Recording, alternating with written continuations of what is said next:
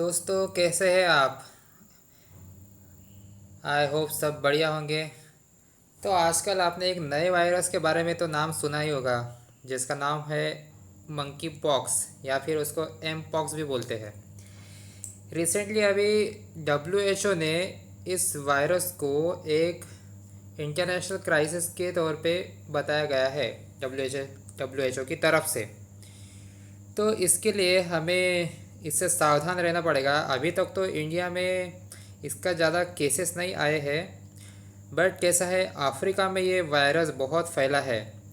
और अभी recently Sweden में भी केस मिला, और इसका एक केस पाकिस्तान में भी मिला। तो थोड़ा इसके बारे में पता रहना चाहिए। इसके लिए चलिए इसके बारे में थोड़ा जानते हैं, जिसको अभी घोषित किया गया है ग्लोबल हेल्थ इमरजेंसी। ओके, ठीक है। तो देखिए, ये क्या है, मंकी पॉक्स क्या है। मंकी पॉक्स एक इन्फेक्शियस डिसीज़ है, ठीक है। एक इन्फेक्शियस डिसीज़ है। किसकी वजह से होता है?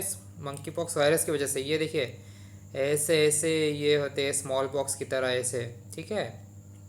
पेनफुल होते हैं, बहुत पेनफुल रैशेज आते हैं, और लिम्फ नोड्स है बाहर ये ऊपर आ जाते हैं, और फीवर भी आता है।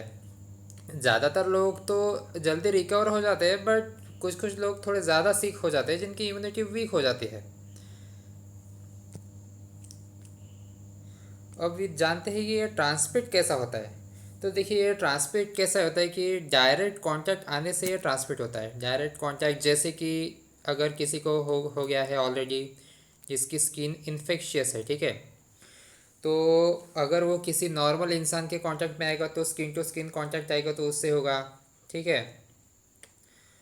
और अदरवाइज़ कैसा है कि जेनिटल्स के कांटेक्ट से भी होता है, सेक्स करते टाइम भी होता है। और ये कैसा है कि और इसके क्लोथिंग पहनने से भी होता है। इन्फेक्टेड व्यक्ति के क्लोथिंग पहनने से, या फिर उसके कांटेक्ट में आने से, जैसे, और या फिर उसके बेडशीट वगैरह से भी ये इसके बारे ये फैलता है, ठीक है। और टैटू पार्लर में भी फैलता है, क्योंकि टैटू वाले तो वो एक ही उनका जो मशीन रहता है वो एक ही यूज़ करते हैं ना हर एक इंसान के लिए। तो उससे भी फैलता है, और ये एयर के थ्रू भी फैलता है। जैसे कि जो अपन जो बात करते हैं ना, तो बात करते टाइम कैसे थोड़ी थोड़ी थूक ऐसी उड़ती है मुंह से, तो उससे भी ये फैलता है, ऐसा सुना है।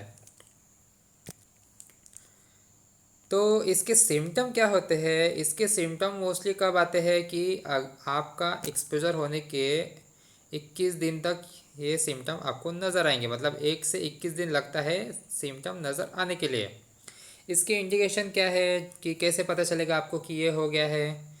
तो जैसे कि आपको रैशेज़ आते हैं, रैशेज़ आते हैं, और सोर थ्रोट होता है, गले में थोड़ी खिचखिच होती है, हेडेक भी आता है, मसल पेन भी होता है, बैक पेन, एनर्जी कम लगती है, और सबसे इम्पोर्टेंट जैसे कि स्वोलन लिम्फ नोड्स ये आते हैं, ठीक है। ऐसा है, तो ये आप थोड़ा ध्यान रखिए।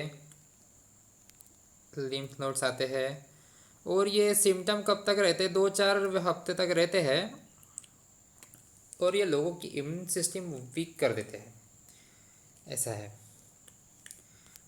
और क्या है, रिसेंटली अभी क्या है ना, WHO ने इसको एक इमरजेंसी घोषित कर दी है ऑफ इंटरनेशनल कंसर्न, क्योंकि केसेस बहुत बढ़ गए हैं। 15,000 केसेस हो गए हैं, और 537 लोग की डेथ भी हो गई है मल्टीपल कंट्रीज़ में।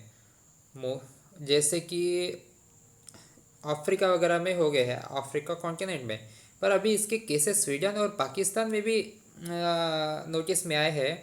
इसके लिए WHO ने इसको एक इमरजेंसी घोषित करना पड़ा WHO को, ठीक है। और ये वायरस का एक न्यू स्ट्रेन की वजह से हो रहा है, कि वो नए स्ट्रेन की वजह से ये वायरस थोड़ा ज़्यादा फैल रहा है। तो दोस्तों, आप थोड़ा खुद का ध्यान रखिए, ठीक है, क्योंकि हमारे इंडिया में भी आ सकता है। अगर विदेशों में आया है तो हमारे इंडिया में भी जल्दी आ सकता है, क्योंकि लोग फॉरेन वगैरह जाते रहते हैं ना, तो उनका उनके साथ कांटेक्ट होता है। तो इसलिए वो आ सकता है। तो थोड़ा आप ध्यान रखिए, और ऐसे ही जानकारी के लिए मेरे चैनल को सब्सक्राइब कीजिए और वीडियो को लाइक कीजिए। Thank you.